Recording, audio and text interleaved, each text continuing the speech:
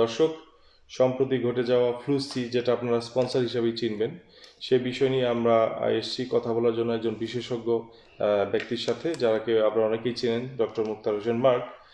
তো মুক্তার ভাই, আপনাকে প্রবাস কথায় স্বাগতম। এবং ধন্যবাদ। আমার সাথে আছে আমরা ইটালি প্রবাসী, ওনাকেও ধন্যবাদ, শোভন ভাইকে। আমরা আপনার কাছে সংক্ষেপে যেটা জানতে চাচ্ছি, আপনি যদি এই ফ্লুসি অর্থাৎ স্পন্সর নিয়ে বলতেন, যে দুই ক্যাটাগরিতে যেটা জানি আমরা, যে নন সিজনাল, সিজনাল, দুই ক্যাটাগরিতেই হয়েছে এখন। এইটা যদি বিশদ ব্যাখ্যা করতেন। জি, বিসমিল্লাহির রহমানির রহিম। আসসালামু আলাইকুম রহমতুল্লাহ।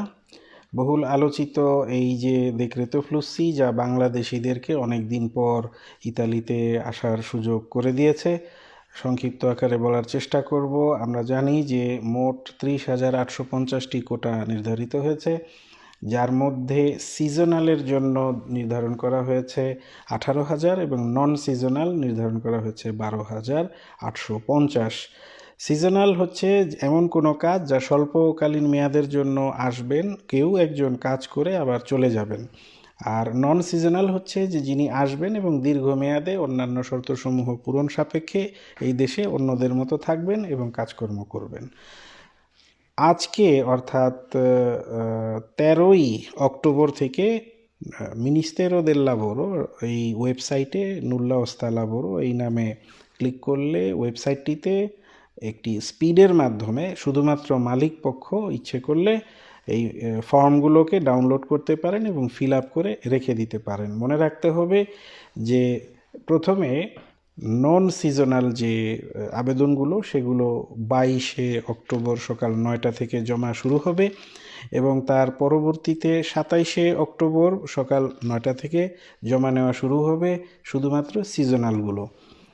বলে দিচ্ছি সংক্ষিপ্ত আকারে যে নন সিজনাল যে ভিসার জন্য যারা অ্যাপ্লাই করবেন তাদের জন্য এই মুহূর্তে সেক্টর অনুমোদন করা হয়েছে অল্প কয়েকটি। তার মধ্যে অন্যতম হচ্ছে হেভি ট্রান্সপোর্ট সেক্টর, অর্থাৎ যে সমস্ত ট্রান্সপোর্টেশন যেগুলো আমরা বড় ধরনের লরি বা এই ধরনের কোনো যানবাহনের মাধ্যমে মালামাল বহনের জন্য ব্যবহার করা হয়, সেখানে ড্রাইভ করার জন্য হেভি ড্রাইভারের প্রয়োজন পড়বে। এই ধরনের কোনো কোম্পানি, কনস্ট্রাকশন কোম্পানি এবং ট্যুরিজম বেসড কোনো হোটেল, এই ধরনের কোম্পানিগুলো নন সিজনাল কাজের জন্য আবেদন করতে পারবেন।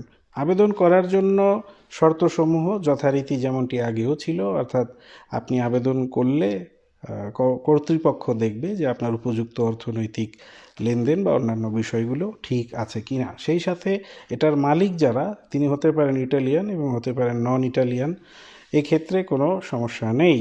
তবে অবশ্যই মনে রাখতে হবে, ইতালীয় অথবা ইতালীয় যিনিই হোক না কেন, তার পেছনে কোনো ফৌজদারি দণ্ডবিধিতে, অপরাধে, বিশেষ করে অবৈধ লোকজন আনা নেয়ার ক্ষেত্রে যে ধরনের সাজা হয়ে থাকে সাধারণত, বা এই ধরনের কোনো মামলা মোকদ্দমা থাকলে সেখানে কিন্তু তার আবেদনটি নাকচ হয়ে যাবে। কৃষি বা সিজনাল, আমি কৃষি বলছি, সিজনালের ক্ষেত্রে সেই একই, মোটামুটিভাবে একই শর্তসমূহ প্রযোজ্য। এখানেও বাংলাদেশের সুযোগ রয়েছে।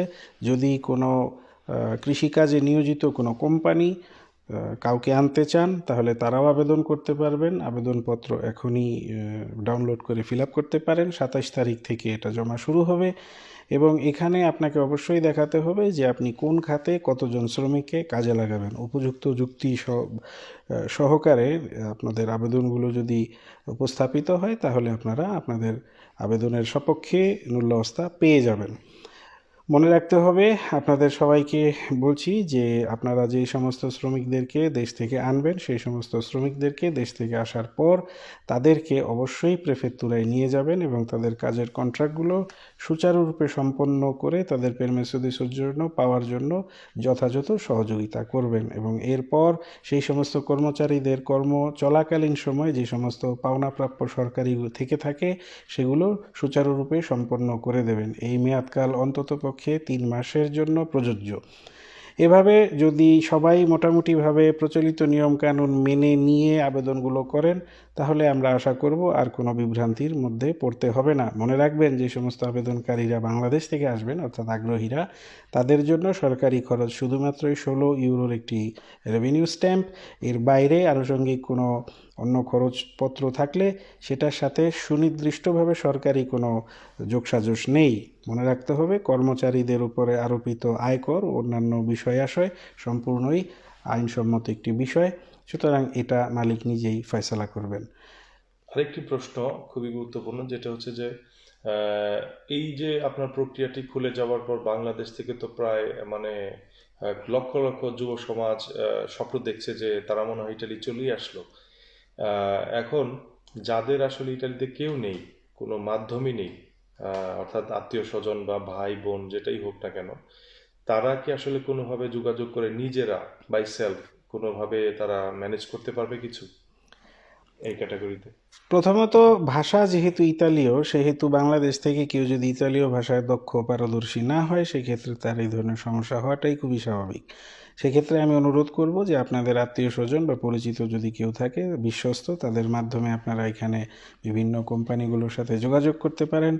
এছাড়া হতে পারে অনলাইনে বিভিন্ন ধরনের প্রতিষ্ঠান, তবে খেয়াল রাখতে হবে সেই প্রতিষ্ঠানগুলো যেন স্বনামধন্য হয় এবং এর স্টোরিটা যেন রিচ হয়, অর্থাৎ কোনো হঠাৎ করে গজিয়ে ওঠা কোনো প্রতিষ্ঠান যেন না হয়।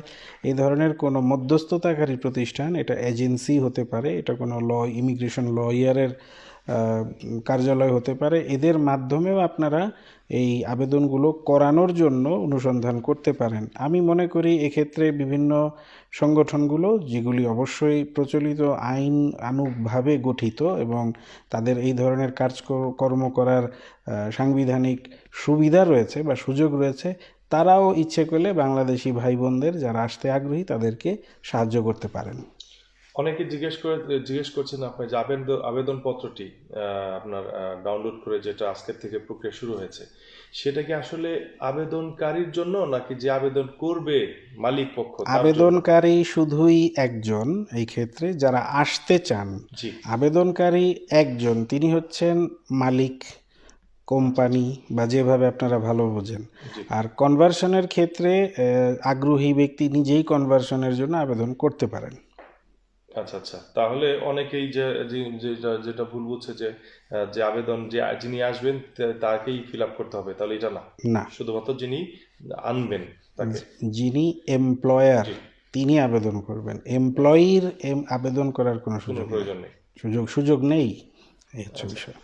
ঠিক আছে, তো আপনাকে অসংখ্য ধন্যবাদ। আর আরেকটি কথা আমি সবাইকে বলবো, যারা আপনারা দেখছেন ভিডিওটি দেখবেন, তারা এই যে একটি প্রতিষ্ঠানকে কিভাবে আপনারা সার্চ করতে পারবেন সেটি হচ্ছে যে গুগলে যে কোনো কোম্পানি মানে যেগুলি ভালো কোম্পানি, স্বনামধন্য কোম্পানি, সেগুলোর কিন্তু রেটিংস থাকে গুগলে, আপনারা সেটা দেখে আপনারা তাদের সাথে ডিল করতে পারেন।